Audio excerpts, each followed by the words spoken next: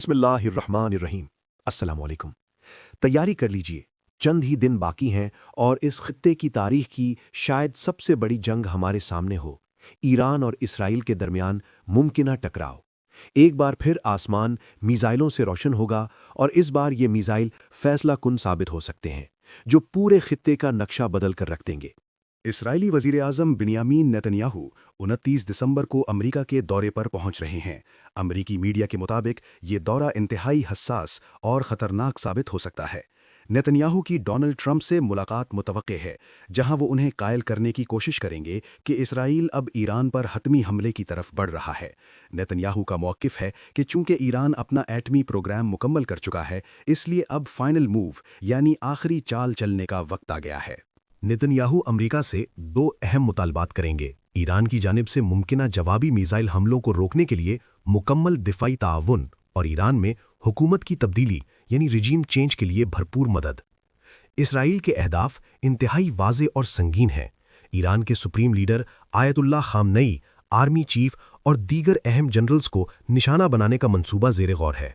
सूरत हाल मुकम्मल तौर पर आर या पार की है, या इसराइल रहेगा या ईरान की मौजूदा हुकूमत। इसी तनाजुर में ईरान ने हाल ही में एक बड़े जासूस को सजाए मौत दी है, जिसने एतराफ़ किया कि वो इसराइली खुफिया एजेंसी मौसाद के लिए 200 से ज़ायद मिशंस मुकम्मल कर चुका था। इस जासूस ने ईरान के दिफाई निज़ाम और हसास मिलिट्री साइट्स की तमाम मालूमात क्रिप्टो करेंसी के बदले इसराइल को फराहम की।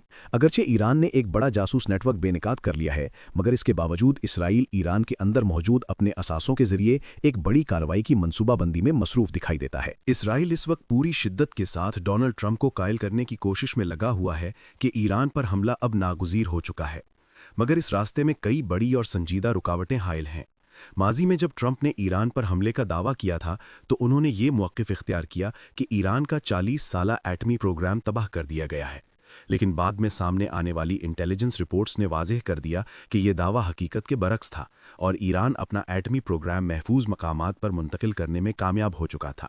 इसराइल को एक और बड़ा झटका उस वक्त लगा जब ये इंकिशाफ हुआ कि अमेरिका की जानब से ईरान पर गिराए गए सो कॉल्ड बंकर बस्टर बमों में से एक मिसाइल फट ही नहीं सका। ईरान ने इस मिसाइल को अपने कब्जे में लेकर उसकी रिवर्स इंजीनियरिंग की और बाद अज़ां यही टेक्नोलॉजी रूस और चीन के साथ भी शेयर कर दी गई। अब सूरत हाल इस नहज पर पहुंच चुकी है कि रूस और चीन ईरान की खुलकर और भरपूर मदद कर रहे हैं। ईरान के पास ऐसे जदीद मिसाइल मौजूद हैं जिन्हें रोकना इसराइल के दिफाई निज़ाम के लिए तकरीबन नामुमकिन हो चुका है।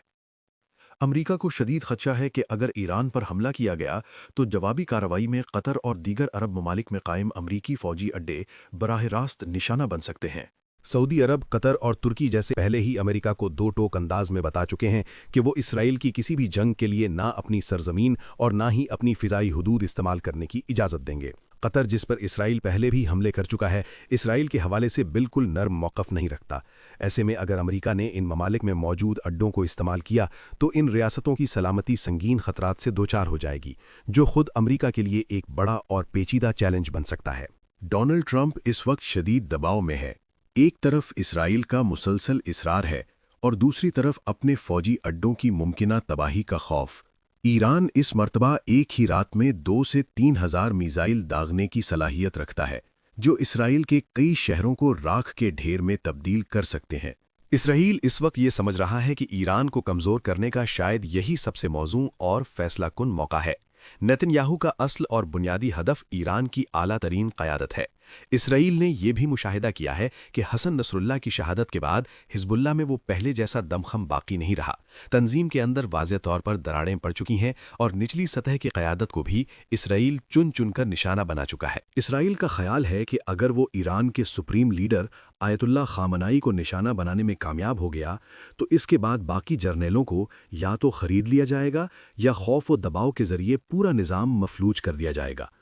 ईरान के लिए ये सूरत हाल सबसे बड़ा इम्तिहान साबित हो सकती है, क्योंकि अगरचे सुप्रीम लीडर अपनी वसीयत मुकम्मल कर चुके हैं, लेकिन उनके बाद उन अहकामात पर अमल दरामद करवाना और पूरे मुल्क को मुत्तहिद रखना एक निहायत कठिन मरहला होगा। ईरान के पास दुनिया के बेहतरीन इंजीनियर्स मौजूद हैं, जिन्होंने सख्त तरीन आलमी पाबंदियों के बावजूद मुल्क को मिसाइल टेक्नोलॉजी में इस मकाम तक पहुंचा दिया है।